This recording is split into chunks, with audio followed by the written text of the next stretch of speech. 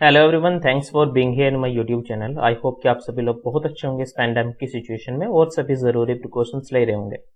Okay, so guys इस video में हम वोकैब डिस्कस करेंगे। बताना चाहूंगा ये जो वोकैब होती हैं ये द हिंदू न्यूज़पेपर के आर्टिकल से ली गई होती हैं। Okay, so first word is unilateral. Unilateral का मीनिंग होता है एक तरफा। कोई भी चीज एक तरफा होती है, कोई भी बात एक तरफा होती है, उसे क्या कहते हैं? यूनिलैटरल कहते हैं। ओके, पार्ट्स ऑफ स्पीच में एडजेक्टिव की तरह यूज होता है, meaning relating to occurring on और involving one side only.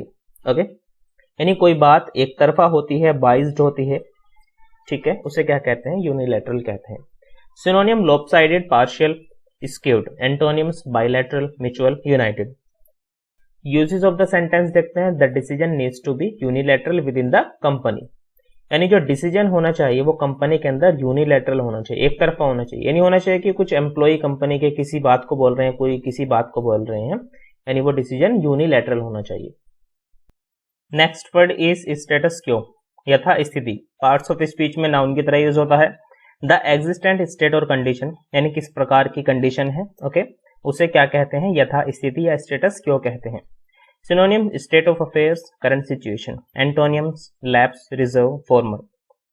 Usage in sentence. The recent trend suggest that the status quo will not improve till second wave of the pandemic subside, यानी recent trend suggest करता है कि यथा स्थिति improve नहीं होगी second wave तक। Okay, next word is unwavering. Unwavering का मतलब होता है अटल। ओके, पार्ट्स ऑफ स्पीच में एडजेक्टिव की तरह यूज होता है। नॉट शोइंग अब्रप्ट वेरिएशन, यानी कोई भी किसी तरह का वेरिएशन शो ना करना, अटल रहना, उसे क्या कहते हैं? अनवेवरिंग कहते हैं।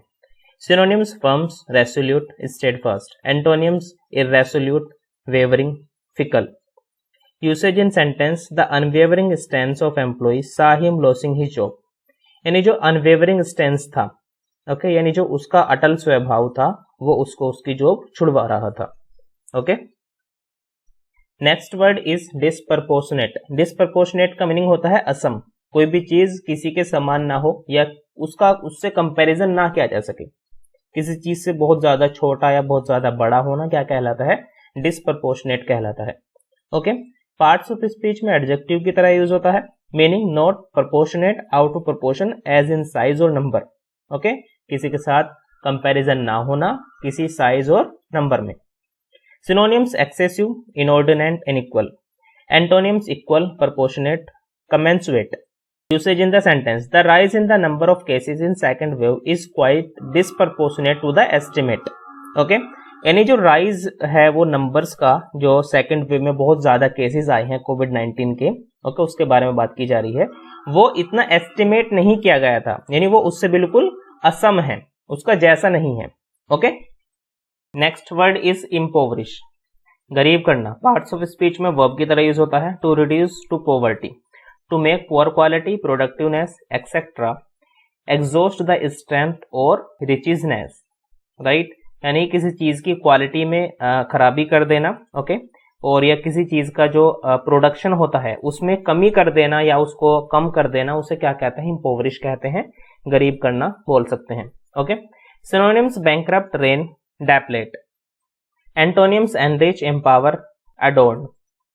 Usage in sentence. Bad farming practices impoverished the soil, यानी बैड फार्मिंग यानी अच्छे तरीके से खेती ना करने की वजह से जो है सोल वो खराब हो गई है।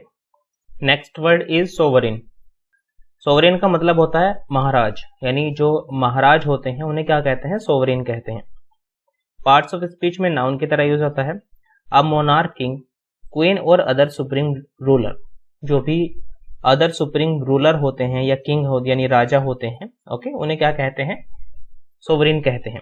A person who have supreme power और अथॉरिटी, जिसके पास सुप्रीम पावर है तो और अथॉरिटी है, उसको भी हम सोवरिन बोल सकते हैं। Synonyms supreme, emperor, chief. Antonyms subservient, servant, conquered. Usage in sentence. The sovereign state of Kashmir was ruled by the king during the independence struggle. Okay, next word is rapport. Rapport का meaning होता है घनिष्ठता या संबंध। Okay, parts of speech में noun की तरह use होता है, meaning a relation, connection, specially harmonious and sympathetic relation. Okay, यानी किसी भी तरह का रिलेशन, कनेक्शन क्या कहलाता है? रेपर्ट कहलाता है। Synonyms affinity, harmony, accord. Antonyms violence, atrocity, unfriendliness. Okay, usage in sentence देखते हैं। A teacher trying to establish close rapport with the student, यानी एक टीचर जो था वो बहुत ही क्लोज रिलेशन बनाना चाह रहा था स्टूडेंट के साथ। ओके, नेक्स्ट वर्ड इज अंडरपाइनिंग, नया आधार लगाना। यानी ये अंडरपाइनिंग जो यूज होता है वो बिल्डिंग की जो नींव होती है, ओके, उसको मजबूत बनाने के लिए कुछ चीजें यूज की जाती हैं, उसको बोलते हैं। ओके, यानी किसी तरह की सपोर्ट लगाने को, ओके, हम अंडरपाइनिंग बोल सकते हैं। A system of support beneath wall और लाइक दैट, यानी किसी वॉल या किसी चीज को रोकने के लिए जो आधार लगाया जाता है नीचे, ओके, जमीन के अंदर, उसे क्या कहते हैं? अंडरपाइनिंग कहते हैं। Synonyms foundation, base, ground work. Okay, antonyms acme, maintenance, preservation. Usage in sentence, the underpinning of the building are strong enough to hold of the minor earthquake. Okay, जो बिल्डिंग के अंडरपाइनिंग थे, जो support थी, वो इतने मजबूत थे कि वो जो अर्थक्वेक भी आता उसको भी वो रोक सकते थे। Okay, next word is realist, यथार्थवादी, यानी एक ऐसा व्यक्ति जो वास्तविकता पर ज्यादा ध्यान देता हो। ओके, पार्ट्स ऑफ स्पीच में नाउन की तरह यूज होता है। A person who tend to view और represent things as they really are, यानी एक ऐसा व्यक्ति जो चीजों को उसी तरह से देखता हो जिस तरह से वो वास्तव में है, यानी वो ज्यादा ड्रीम नहीं करता, ज्यादा होप नहीं रखता। ओके, वो जैसे चीजें हैं उनको बिल्कुल वैसे ही देखता है। Okay, synonyms pragmatic, practical, utilitarian. Okay, antonyms idealist, imaginative, day dreamer. Usage of sentence, a realist does not involve getting his और हर होप टू हाई, यानी जो एक रियलिस्ट व्यक्ति होता है, वास्तविकता पर ज्यादा ध्यान देता है। ओके, वो उसकी होप को ज्यादा हाई नहीं जाने देता। Okay, next word is emphatic, यानी जोरदार। कोई भी चीज जोरदार होती है, ओके, किसी चीज के ऊपर जोर डालने को भी एम्फेसाइज बोलते हैं। ओके, और एम्फेटिक जोरदार। पार्ट्स ऑफ स्पीच में एडजेक्टिव की तरह यूज होता है।